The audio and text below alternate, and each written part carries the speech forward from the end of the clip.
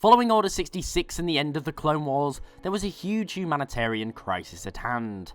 Countless men, women and children from war-ravaged Separatist worlds were left homeless and were expected to find belonging beneath the boot of the Galactic Empire.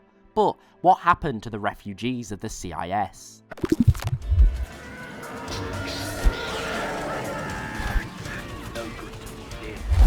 As an important note, this video will contain some Legends material, as there's some very interesting stories regarding what happened to the people of the CIS post-Clone Wars. Now, officially, Sidious had no reason to hold a grudge against CIS citizens, particularly refugees. Instead, he focused on Separatist holdouts, believing that with all Separatist government and military leaders gone, then the people would soon fall in line. Now, this meant that many people on Separatist worlds would needlessly die during Imperial occupation. However, this only contributed towards the refugee crisis. By the end of the Clone Wars, many Separatist worlds were being invaded by the Republic. People's homes were being destroyed and families torn apart.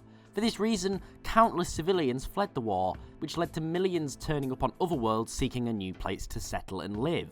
The Imperial's mandate was that since the war was over, the refugees were now Imperial citizens, and it was in the Empire's best interest to have them resettled and contributing to the economy, as opposed to using resources trying to keep them imprisoned. Despite this being the official mandate, there was many who held grudges against the Separatists. During the Clone Wars, the droid army was responsible for the destruction and death of countless citizens on countless worlds.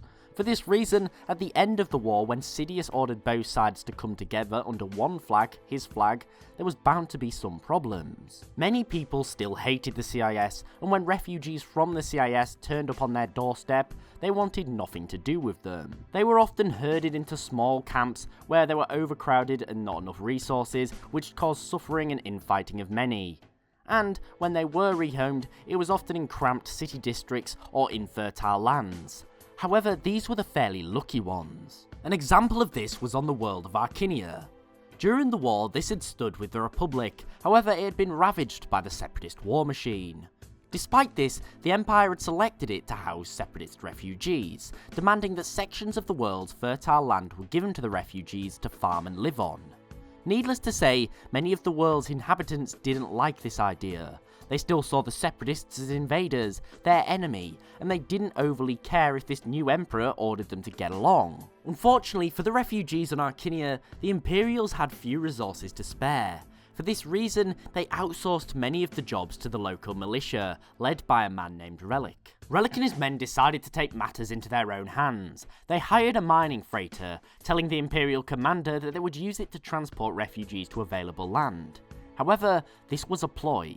As seen by Jedi Master Kruk, who was in hiding after Order 66 and had escaped the refugee camps, the militia took the freighter far above a long remote valley and opened the cargo doors. This dropped thousands of refugees straight to their deaths.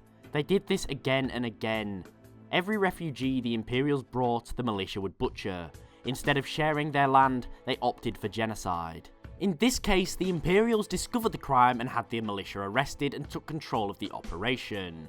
However, around the galaxy, CIS refugees would continue to be discriminated against for years after the war, and whilst the people focused on their past differences, the Imperials continued to grow in power unopposed.